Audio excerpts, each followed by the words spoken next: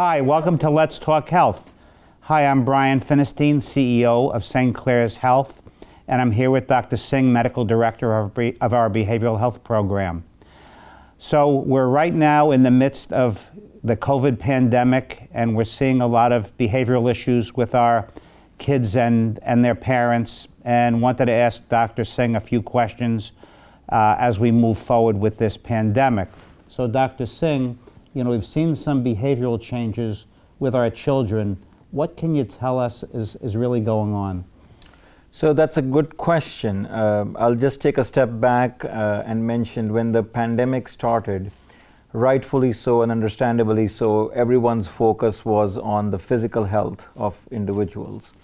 But as is true with any pandemic, and history attests to it, pandemics are also significant in impacting mental health of both adults as well as children.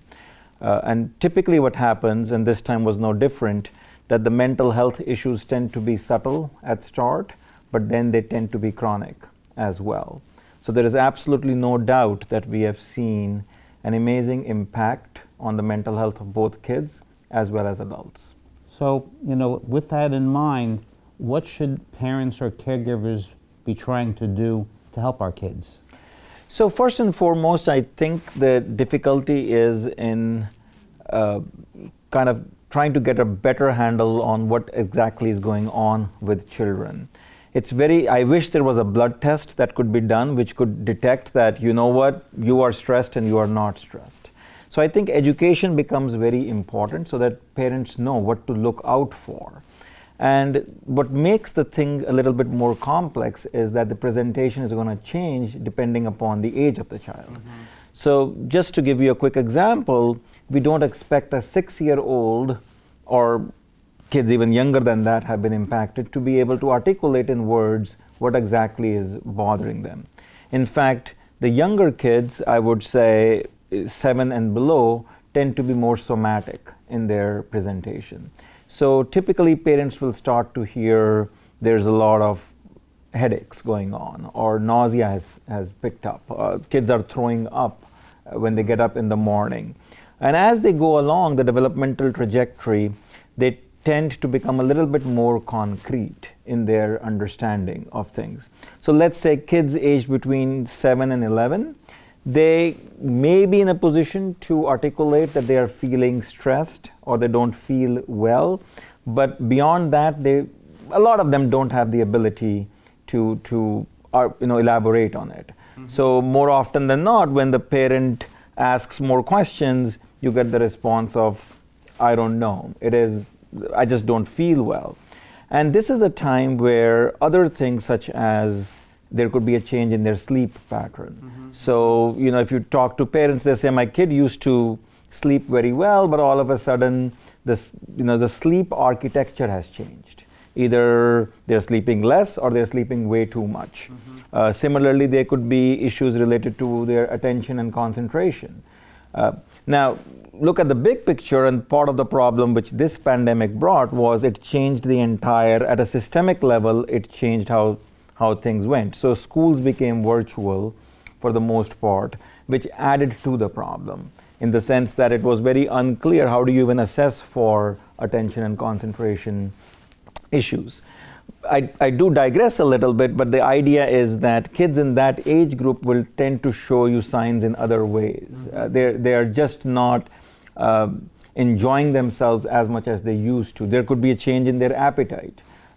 First and foremost, you could see them either gravitating towards more junk food because they come across as comfort foods, right. Or it could be just reduced appetite, or them having a ravenous appetite towards as the day goes by. So a quick summary would be a change from their baseline. Mm-hmm. is the body's way of telling the parents something. And the last age group obviously is that of our adolescents, and developmentally they are at that stage of their life where they develop the ability to talk in abstract terms, they can understand complex topics. So here, they obviously have the ability to articulate, but guess what? Parents are the hardest ones to talk to when you're a teenager, right? They're developmentally in the phase where they want They don't want their parents to be breathing down their neck. They want more autonomy. And if appropriate help is not available, then they are at a higher risk of experimenting with substances as a means to kind of treat their own anguish, their own stress. And as this pandemic has showed to us, there has been an uptick in use of cannabis, in use of alcohol, and so on and so forth. So a quick summary is parents need to be attentive to any change from baseline, and the symptom presentation is going to be different depending on the age group. Okay. A related question. So, kids, young adults are going through a lot of changes. Is it important, are we distinguishing between the normal changes that you go through versus how COVID has influenced some of the behaviors? We try to, but to be very honest, it does become very challenging because, as I had mentioned earlier, the whole system has changed, environment has changed. So what we used to, if a child is not reaching out to their friends in terms of play dates or hanging out with them, it is not necessarily a direct function or direct symptom of their underlying problem. They tend to isolate themselves even more these days, secondary to electronics and everything else. So the distinction has become challenging. The distinction has become, and I wish there was a playbook. Being a psychiatrist, I could just say, you know what, this is a checklist, but that's what makes the work, difficult at our. So, Dr. Singh, I can appreciate the fact that being more attentive. I'm a parent myself. Mm-hmm. Assuming you feel that you are failing in the attempt to interact with your kids when you see them going astray, where should they get help? So the general rule of thumb is, and I tell this to parents all the time, don't turn into your child's therapist. So, because if you start giving them more and more advice, the chances are even higher that they're going to push you back and they're going to become more oppositional. So I tell parents, outsource that job. Why do you want to take another thing on your plate?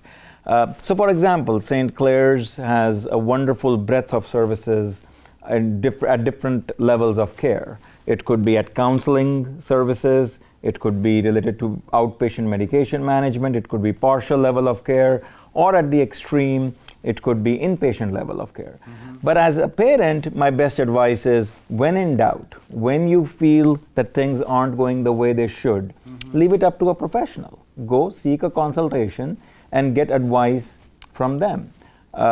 In fact, in our general practice, we have noticed kids open up a lot more when they see the counselor or the therapist as an advocate for them and not as an agent of the parent, and then they get appropriate help. Okay, thank you. One last question about children. Frequently they'll ask, when can I see my friend? When can I have a play date? How do you answer that in this very trying time? Great question. I think first and foremost, it's best to talk to the child and explain to them why aren't they in that position at the moment. And the best way of doing it is to meet the child at their level of understanding. So obviously, the first message would be to help them understand what is coming in the way, because ultimately it's about the safety of their own health and that of their loved ones. Mm-hmm. In some ways, we are blessed to have technology, and we can use technology to our advantage, that just because they cannot meet with their friend doesn't mean that they cannot connect with them over the internet or over, and trust me, kids know a lot more how to do that than parents do. But I think once they have a better understanding that it's for the better good of everyone and for the community at large, the challenge, that's the first step of solving this challenge. And as the days and weeks go by, and within your own communities, it's also okay to create a little bubble of a group of friends who are also taking extreme precautions. So sometimes I feel taking a very extreme approach can also be detrimental. Safety comes first. That's the most important thing, but that doesn't mean that we need to have an extremely hard-lined approach. Fair enough. Let me shift gears a little bit and focusing on the adult. Sure. It's always difficult. How can you take care of your child when I am anxious too? So what advice do you have for adults when they're facing this period of anxiety, whether it be COVID related or it's you're seeing kids behaving a little bit differently than you're used to? So, just like we were discussing with children, adults have faced an entirely new issue altogether. It's not only about the illness. See, part of the issue is in past pandemics, it was all about the illness. Here it's also about the economic impact it has had, about the support system that they have had. They cannot reach out to their loved ones the way they used to. A lot of them are working from home. It just creates more commotion within the home environment. So there is no end to it. I think my best or first advice would be, when you are starting to feel anxious, it is all about uncertainty, because you are thinking of what's going to happen next. What's going to happen to my child? Where is my next paycheck going to come from? And the best antidote to uncertainty is a routine. So first and foremost, people should build up a routine.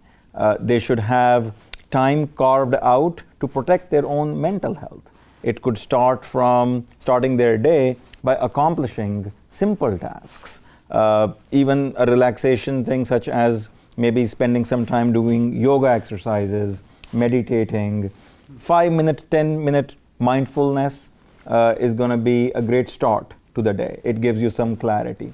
Have the day as structured as possible so that you are not left to not knowing what's going to happen next. And then become more aware of your supports, your resources in the community. As I had briefly mentioned earlier, outsource problems to the professionals where you don't just know what to do next.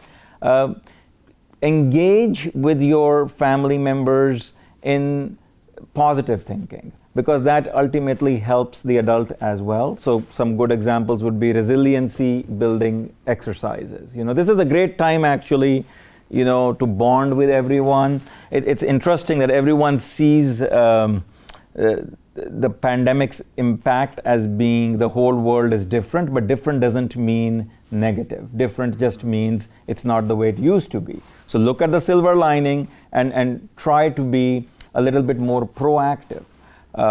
One example, which I mean, there are so many things we can talk about, but what I think really helps adults, and for that matter children as well, is to start a gratitude journal.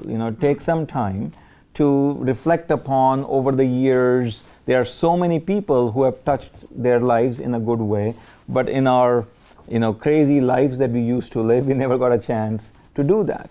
So there are a lot of things that could be done, but at the end of the day, if it's impacting their own mental health, they should seek help also, because if you are not in a good position, you won't be in a position to help your child. Fair. As a I guess a follow-up step on that one, at times, you can try and do things for yourself, as you outlined. You can maybe do something for your spouse, your kids, but what if you see other friends or family members that are going through this same anxiety? Maybe they're depressed, maybe they're drinking too much. How can you help? Yes, so it goes back to the point of I don't advise for people to become confrontational, because you don't want to distance yourself further from them, but come from a place of caring for the other individual. Acknowledge the fact that these are trying times, and then once you know your resources in the community, suggest to them that they may seek professional help as well. I think that will go a long way, because ultimately the message that needs to be given is, I digress here a little, but when we used to travel by air, I mean, a lot of people don't do that these days. The message that they always give you at the start is, if the oxygen levels go down, the masks are going to come out first, but put the mask on yourself first. Correct. So I think the message that needs to be given is, take care of your own self first, and that's what you can tell your friend as well. Don't stretch it. You are not in a position to help your own kids if you're not getting the help for your own self. So it's at times okay to be selfish about your own mental health. And so we've talked about how we can better deal with our kids and their developmental issues, whether they be as they're getting older or due to COVID. We're also trying to help parents cope in this very trying time. We're entering into the winter. What do we do next? Because that's also a time with the cold, you tend to stay indoors. and it's generally not a fun time. Well, I think it can be a fun time if we want to make it a fun time, but I totally get where you're coming from. There is actually the concept of winter blues, which COVID or no COVID always used to be there for exactly the same kind of things you mentioned. I think it again goes back to the concept of just because there is snow outside or it's very cold outside doesn't mean that the world necessarily has changed. There's still a lot of outdoor activities that could be done by kids, by adults, as long as they are following safe practices of doing things. We did touch upon certain things which I think will be very relevant, especially during these winter times, and those were on lines of resiliency building exercises. So when the families sitting together, keeping themselves warm during winter time, sipping on hot chocolate. This is also a time for bonding to take place, where I think there's a lot of value in parents talking about their own stories and sharing them with their kids, talking of their own. This indeed is a trying time, but not the first time in our history that this has happened. Sure. It's phenomenal for kids to hear from their grandparents who can talk about the wars and others, because that ultimately sends a very strong message to kids that this shall pass too, that the world is a safe place to be in, and ultimately we're going to get through this together. Thanks, Dr. Singh. I think you've given some very good advice, offered some very good insight into our viewers. So I'd like to thank everyone for watching Let's Talk Health. Again, I'm with Dr. Singh, the medical director of our behavioral health program. Please look after future programs that we'll be running, as well as checking our website for future updates at www.stclares.com.